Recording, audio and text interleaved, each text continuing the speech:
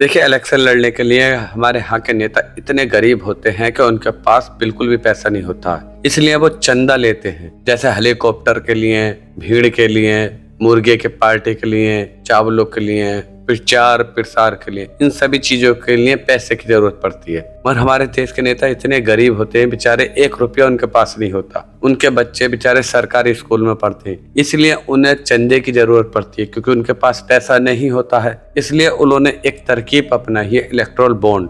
अब ये हम आपको बताएंगे कि ये इलेक्टोरल बॉन्ड क्या है। इसी में पूरी आपको बात बताएंगे, इसकी क्या क्या प्रक्रियाएं हैं। तो पूरी वीडियो पर बने रहें अंत तक। इलेक्टोरल बॉन्ड क्या है? इलेक्टोरल बॉन्ड योजना कब और किसने की? इलेक्टोरल बॉन्ड कैसे खरीदें? क्या चुनावी बॉन्ड में विदेशी फंडिंग की अनुमति है? इलेक्टोरल बॉन्ड के खिलाफ कौन गया? क्यों सवाल उठे इलेक्टोरल बॉन्ड के लिए? सुप्रीम कोर्ट ने क्यों तत्काल रोक लगाई? क्या कहती है सरकार इलेक्टोरल बॉन्ड के ऊपर?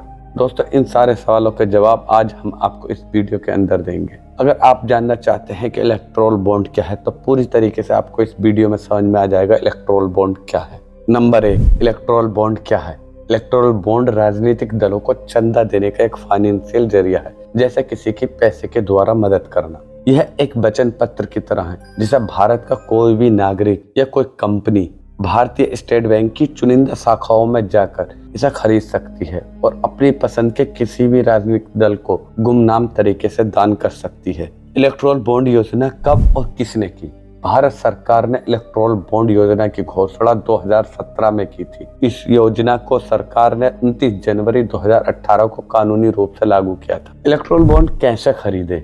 इस योजना के तहत भारतीय स्टेट बैंक राजनीतिक दलों को पैसा देने के लिए एक बॉन्ड जारी करता है। इन्हें ऐसा कोई भी दाता खरीद सकता है जिसके पास एक ऐसा बैंक खाता हो जिसकी केवाईसी की जानकारियां उपलब्ध हों। इलेक्टोरल बॉन्ड में भुगतानकर्ता का नाम नहीं होता। योजना के तहत भारतीय स्टेट बैंक की निर्दिष्ट शाखाएं, जो विशेष शाखाओं में से 1,000 रुपए से लेकर 10,000 रुपए, 1,00,000 रुपए, 10,00,000 रुपए या 1 करोड़ रुपए में किसी भी मूल्य के इलेक्टोरल बॉन्ड खरीदे जा सकते हैं। चुनावी बॉन्ड की अवधि केवल 15 दिनों की होती है, जिसके दौरान इसका इस्तेमाल सिर्फ प्रतिनिधित्व अधिनियम के तहत पंजीकृत जो रजिस्टर्ड राजनीतिक दल होते हैं उन्हें दान देने के लिए किया जाता है।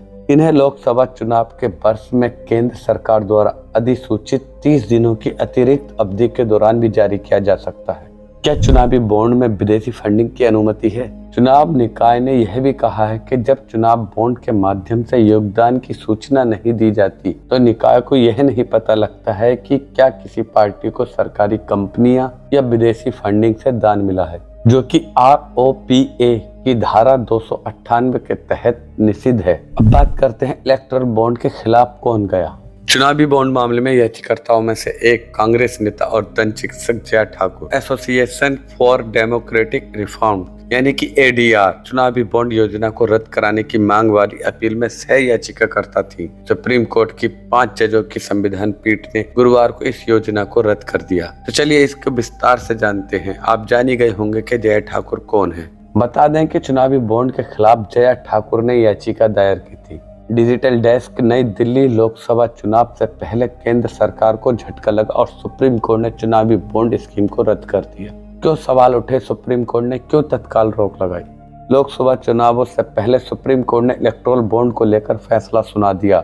शीर्ष अदालत ने इस स्कीम को अवैध करार देते हुए चुनावी बॉन्ड्स पर रोक लगा दी है। चुनावी बॉन्ड्स की चुनौती देने वाली याचिकाकर्ता जय ठाकुर ने कहा है कि कितना पैसा किस पार्टी को मिल रहा है और कौन दे रहा है, इसकी जानकारी जनता को होनी चाहिए। सुप्रीम कोर्ट ने इस स्कीम को अवैध करार देते हुए चुनावी बॉन्ड पर तत्काल रोक लगा दी है। कोर्ट ने कहा है कि इलेक्टोरल बॉन्ड की सूचना के अधिकार, राइट टू इंफॉर्मेशन का उल्लंघन है। सरकार क्या कहती है? सरकार का कहना है कि इलेक्टोरल बॉन्ड राजनीतिक पार्टियों को मिलने वाले चंदे से पारदर्शिता को बढ़ावा देते हैं। सरकार के मुताबिक ये योजना पारदर्शी है। इसके जरिए काले पैसे की अदला बदली नहीं होती। केंद्र सरकार ने सुप्रीम कोर्ट को कई मौकों पर बताया है कि पैसे प्राप्त करने का तरीका बिल्कुल पारदर्शी है। इसके जरिए किसी भी काले या बेहिसाब पैसे को हासिल करना संभव नहीं है। यह कहते हुए कि यह योजना स्वच्छ पैसे के योगदान और टैक्स दायित्वों का पालन को बढ़ावा देती है।